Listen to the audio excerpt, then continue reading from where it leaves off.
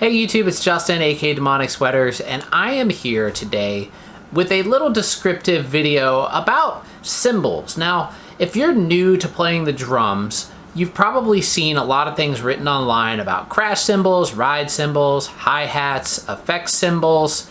You've seen all these descriptive terms like, dry, dark, bright, brilliant, all this stuff. Now, this is one of these things that, like, if you're just getting into playing the drums, you're not going to know what any of this stuff means, and everybody just already assumes that you know what all this stuff means. Now, the reason why I thought of doing this video was because recently I've been getting into computer gaming, and I'm in my 40s, and starting a hobby like gaming in your 40s is kind of something, a little bit intimidating because of this very reason. Everybody already talks like you already know everything, and when you watch a lot of these gaming videos and tutorials and things online, a lot of it is like going over my head, and like I have no idea what they're even talking about half the time. And I feel like the same thing can easily happen when people are getting into playing the drums, and I wanted to make this video specifically about cymbals because I think probably they're one of the most confusing things for new drummers especially. I mean, they confuse me sometimes, and I've been playing the drums since I was 10 years old. So let's go ahead and get to it. So first off, I wanted to describe what makes a cymbal a ride cymbal, what makes a cymbal a crash cymbal, what makes them hi-hats. After that, we'll get into the descriptive terms that you might hear about some of these cymbals. Now, let's go back in time before, I don't know, let's say 1975, 1974, somewhere around there. Cymbals didn't have these names. They weren't called rides, they weren't called they had hi-hats, they probably had that name, but other than that, there weren't rides, there weren't crashes, everything was just called a cymbal, and they all just had weights. They were like, by gram, or they were medium, or heavy, or thin, or light. They were all just weights. Now, what made them a ride or a crash, and this really is still appropriate today, is how you actually play the cymbal. Now, a lot of times, the ride cymbal will be, if you're right-handed, over on your right, and to ride a cymbal means you're basically playing it with the tip of the stick, and you're using that, you can imagine that you're riding the stick, or riding the cymbal, and playing it within a beat. Now, a crash cymbal is, it's a pretty descriptive term. It just sounds like an explosion crash, when you hit it. And so a lot of times a crash cymbal is used at the end, of a fill, a drum fill. It kind of puts a explanation point at the end of a expressive part of the drums. So that's an easy way to understand the difference between ride and crash. Now, there can be any number of thinness, thickness, sizes. None of that really even matters. And in fact, the names are still just names. I mean, if someone stamps the name ride on a cymbal, that doesn't mean you necessarily have to use it as a ride. I have a ride cymbal. It's a Paiste, I believe it's a 505, that actually sounds really good as a crash, as a 20-inch crash, because it's pretty thin, but I do use it as a ride sometimes too, but I can also use it as a crash. And that's why, you can't really always, go by what the names on the cymbals say.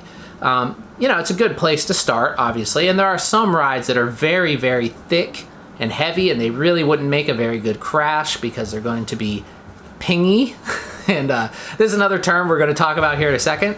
But yeah, so, and then in addition to rides and crash, sometimes you'll hear something called a splash. Now, a splash a lot of times is just a very small, thin crash is all that is. A lot of times they're, either 8 or 10 inches, sometimes up to 12 or 14 inches in diameter, and they're usually very thin, and the reason why they call them a splash is kind of like they're like a little splash of sound that you can use in a fill or in an accent on playing the drums. So ride, crash, splash, those are basically the differences there. Now, hi-hats are well, not obviously, I need to stop saying that because you might not know all this stuff. Hi-hats are the two cymbals that close on top of each other like that, and they're worked with a pedal, and you play them with your stick.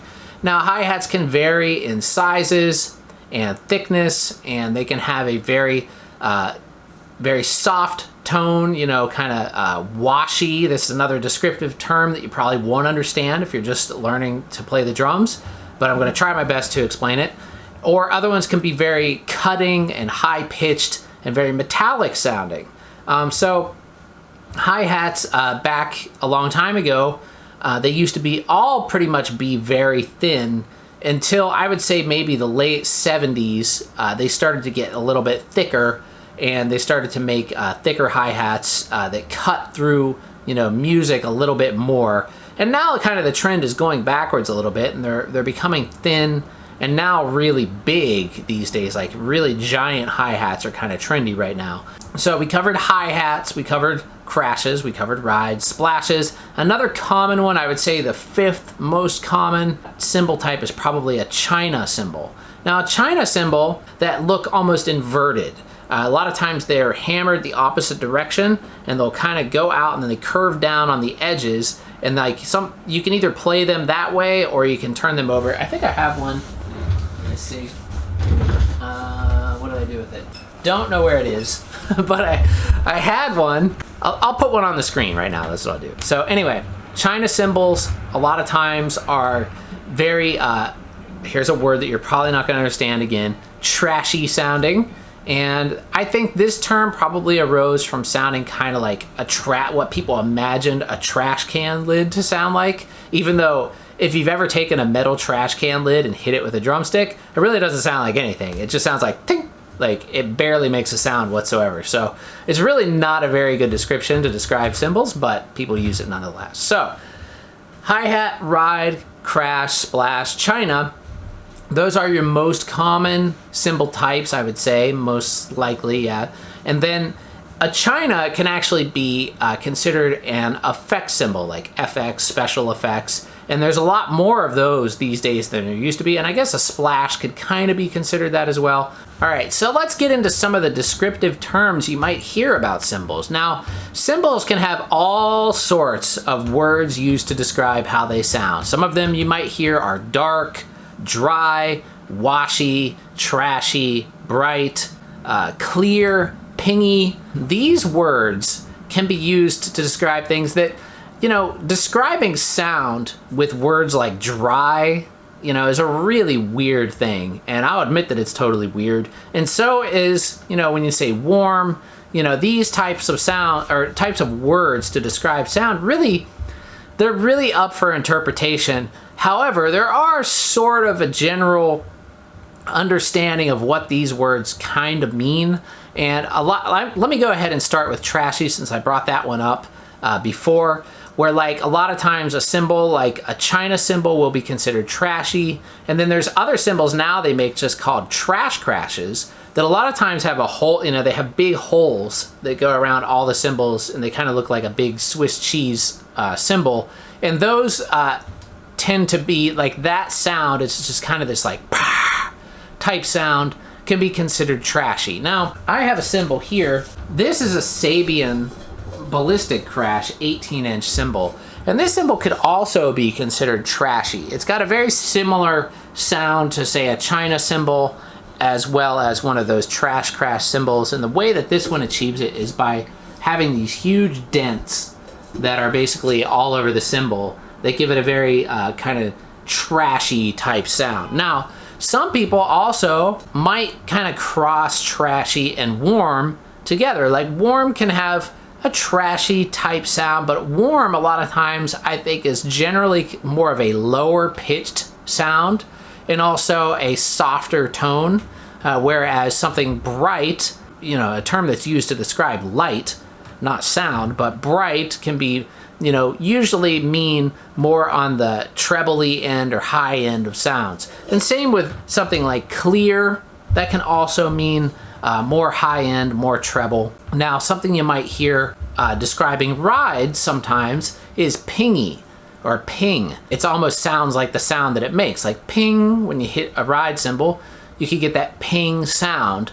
And this is something that actually is less popular now in drumming than it was, like, say, 10 years ago, where a pingy ride was more popular. Now, dark rides are very popular. Now, dark, again, we have this word, that I was mentioning before that really doesn't describe sound very well. It's more of a light term, but you can imagine this as having less stick definition and more cymbal kind of overall sound where you'll hit a cymbal and you hear that kind of roar of the cymbal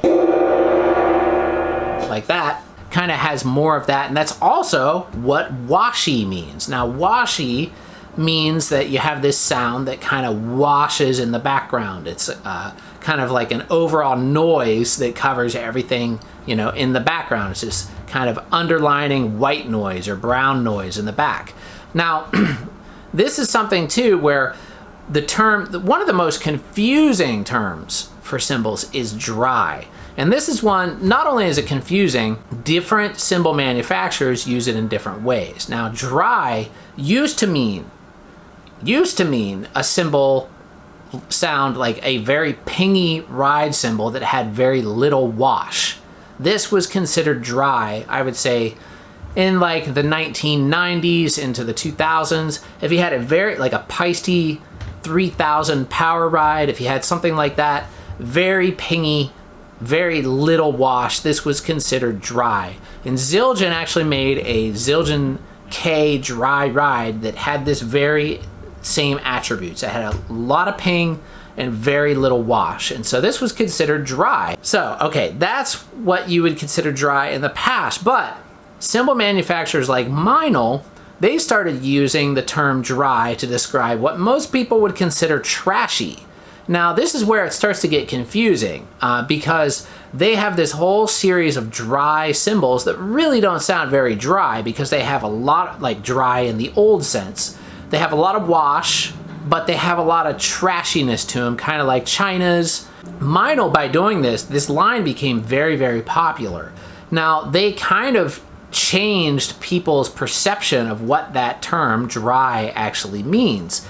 So this kind of confused a lot of people because people can say dry and mean something that has very little wash, or they could say dry and mean something that sounds very trashy. Now, this is one of those things where most of the time now, I think you can look at the manufacturer, and if Meinl is saying dry, you know they mean trashy dry.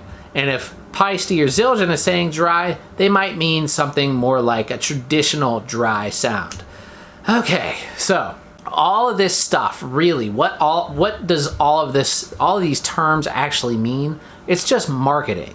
Now, all of these cymbals, some of these cymbals that are very expensive today, that have, you know, quote unquote dry, dark sounds, like some of these rides and stuff, they actually sound more like what was considered bad cymbals back in, say, like the 1980s. Like, I have a ride cymbal right here. This is a New Vader 22-inch ride cymbal, which was a very cheap ride cymbal of the late 70s, early 80s. And I think this is one of Peisty's lower end brands. But this cymbal, by today's standards, sounds really good because it has a very dark, dry, kind of almost trashy tone. It's a very low pitch. I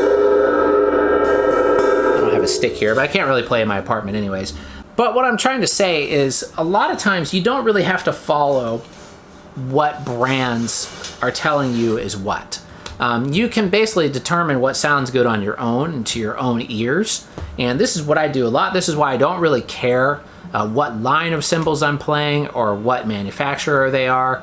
I tend to use what I think sounds good and unique. Another cymbal that I have is a very unique sounding cymbal is this one. This is an 18-inch camber crash cymbal. Now, camber is another very low-end cymbal, and these ones, I would say this was probably from the 1960s.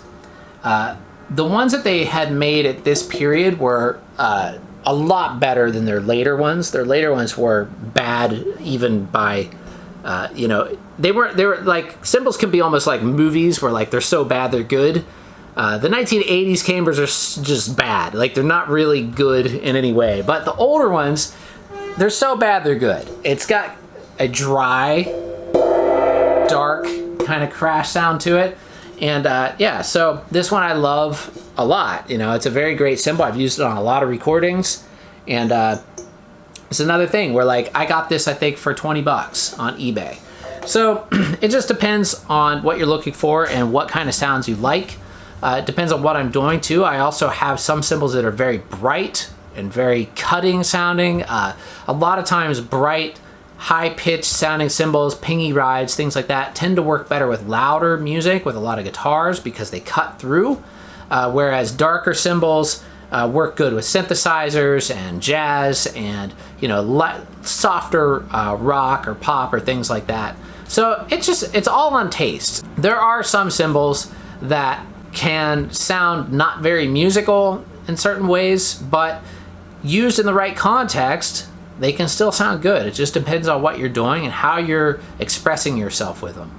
So hopefully this cleared up any like questions you had about cymbals. And if you have any questions or if I left any terms out that you don't quite understand or you still don't understand, feel free to leave them in the comments down below and I'll do my best to answer.